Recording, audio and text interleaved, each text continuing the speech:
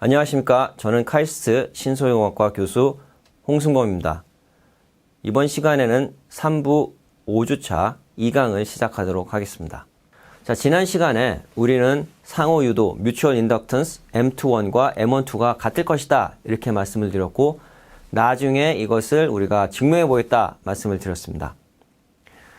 자, 이 문제를 증명하기 위해서 조금 회로를 단순화시키고 좀 임의의 모양으로 가져가서 생각을 해 보도록 하겠습니다.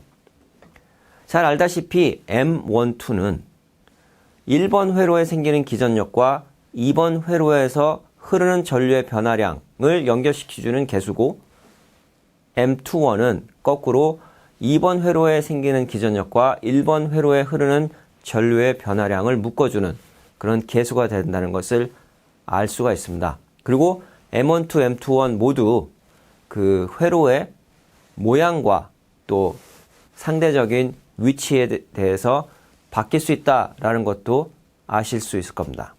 자, 여기서 우리가 임의의 회로라고 얘기했는데, 그 임의의 회로가 아래 그림과 같은 회로라고 생각합시다. 즉, 왼쪽은 한 번 꼬여서 이렇게 돌아가고, 오른쪽은 그냥 단순한 회로를 구성하고 있다고 한번 생각해 봅시다.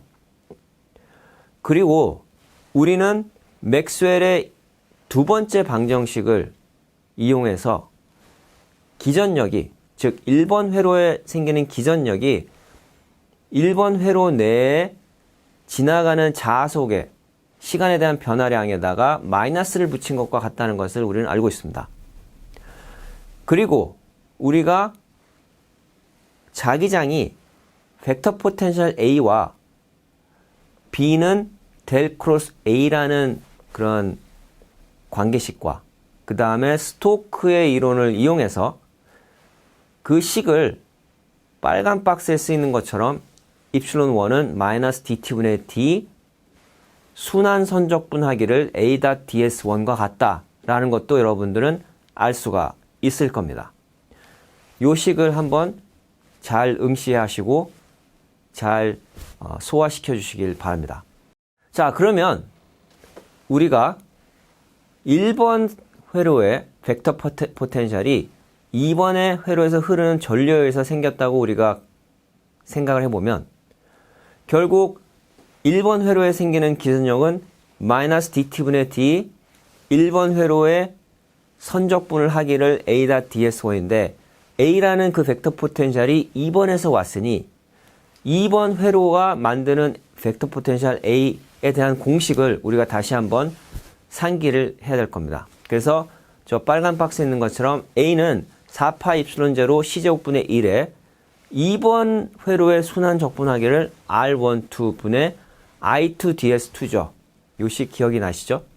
요 식을 저 안에 대입하면 결국 이 E1은 마이너스 4파 입실론 제로 C제곱분의 1 dt분의 d, 자, 선적분 두 번 들어갑니다. 1번 회로에 대한 선적분, 2번 회로에 대한 선적분, R12분의 I2ds2 ds1이 되는 것을 알 수가 있을 겁니다. 자, 여러분들의 기억을 다시 한번 상기시켜주는 의미에서 회로가 있었을 때, 임의 회로가 있었을 때 그 회로에서 나오는 벡터 포텐셜을 어떻게 구했는지 다시 한번 생각해 보겠습니다. 자, 임의의 회로, 또 임의의 모양을 갖고 있는 그런 회로의 어떤 한 구성 요소를 우리가 잘라서 보면 오른쪽 그림과 같이 원통으로 우리가 그 단위를 생각할 수가 있고, 그 원통의 단면적을 대문자 S, 그리고 길이를 ds, 굉장히 작은 길이가 되겠죠. 그리고 그 원통을 흐르는 전류 밀도를 J라고 합시다. 그러면 일단 먼저 저 부피의 단위는 dV, 굉장히 미소 부피가 되겠죠. dV가 되겠고, 단면적은 일정한 상태에서 ds가 바뀌는 거니까 sds가 되는 것을 알 수가 있습니다. 그러면 여기서 전류 밀도의 벡터가 ds 벡터랑 같은 방향이기 때문에 jdV가 결국 jsds로 바뀔 수 있다라는 것을 우리가 알 수가 있고요. 그리고 js는 다름 아닌 current I이기 때문에 결국 JDV가 IDS가 된다, 이렇게 볼 수가 있습니다. 우리가 일반적으로 벡터 포텐셜과 일렉트로스타틱 포텐셜, 즉 정전기에서 생기는 포텐셜과 자기장에 의해서 생기는 벡터 포텐셜의 비교를 통해서 우리가 정전기에서는 부피 전하 밀도를 우리가 부피 적분했다면 자기장으로 인해서 생기는 벡터 포텐셜은 전류 밀도를 부피 적분했다는 것을 기억을 하실 겁니다. 그런데 그러한 식에 저러한 우리 공식을 대입하면 아래와 같이 벡터 포텐셜을 회로에 흐르는 전류에 대해서 우리가 표현할 수 있다는 것을 아마 기억하고 또 다시 한번 하고 이해가 될 겁니다. 그래서 1번에 생기는 벡터 포텐셜 A는 4파이 입실론 제로 C제곱분의 1 적분하기를 R12 I ds2다. 요걸 이제 기억하시면 앞에서 우리가 구했던 식들이 다 이해가 되겠죠. 자, 그래서 다시 우리가 앞에서 구했던 식으로 다시 돌아오 보면 이 원은 마이너스 4파이 입실론 제로 C제곱분의 1 dt분의 d 두 번 선적분하는데 한 번은 1번 회로에 대해서 다른 한 번은 2번 회로에 대해서 R12분의 I2 ds2 ds1 요 식을 우리가 이제 확실하게 이해할 수 있을 거라고 생각이 됩니다. 자, 여기서 실제로 변하는 변수는 I2입니다. 그리고 I2는 사실 우리가 적분할 때 변수에 의존하지 않습니다. 따라서 우리가 이 적분항 안에서 이것을 밖으로 뺄 수가 있겠죠. 자, 그러면 EMF E1은 M12 dt분의 di2가 되는 것을 알 수가 있고 여기서 M12는 마이너스 4파이 입실론 제로 C제곱분의 1번 회로에 대해서 선적분하고 2번 회로에서 선적분하고 근데 무엇을 선적분하냐? R12분의 ds2 ds1을 선적분하는 것을 알 수가 있을 겁니다. 자, 이 식을 한번 잘 보시죠. M12를 잘 보고 있으면 저 1과 2를 바꾸면 어떤 일이 발생하죠? 네, 적분 두 번 하는 건 바뀌지 않고요. 분모에는 R12도 사실은 같은 값이 되고요. ds2 ds1은 순서가 바뀌는데 사실 내적이기 때문에 순서가 바꿔도 같은 값이죠. 그래서 여기서 이미 M21과 M12는 같겠구나 라는 것을 이 식을 통해서 아마 깨달음이 올 겁니다. 자, 그러면 우리는 M12가 다른 변수가 아닌 회로의 어떠한 기하, 모양, 또 위치에만 우리가 영향을 받는다는 것을 저 식을 통해서도 알 수 있습니다. 왜? R12는 거리에 대한 거고요. ds2, ds1은 각각 회로의 모양에 대한 함수이기 때문에 그렇게 우리가 결론을 내릴 수가 있겠지요. 또 이것을 잘 들여다보고 있으면 이 M12라는 이 상호 유도 계수는 아마도 두 회로 간의 어떤 평균적인 거리의 함수겠구나 라는 것도 알 수가 있고요. 앞서 말씀드린 것처럼 M12가 M21과 같다는 것도 여러분들이 알 수가 있습니다.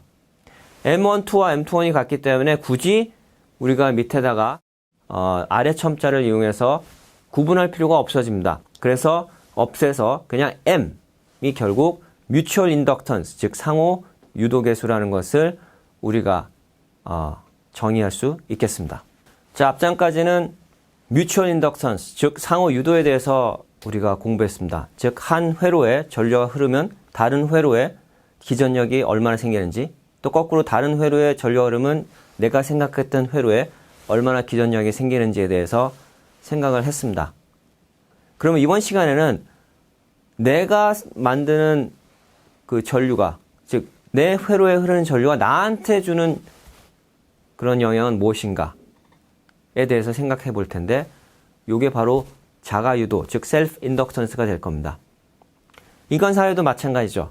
제가 상대한테 무슨 말을 하면 내가 한 말이 상대한테 영향을 줍니다. 하지만 내 말을 듣는 건 상대뿐만 아니라 내 자신이기도 하죠. 따라서 제가 하는 말이 저한테도 영향을 줄 수 있습니다. 그게 바로 자기 암시죠. 인간 사회에서도 그렇듯이 요 자기장 사회에서도 마찬가지라고 생각하시면 되겠습니다.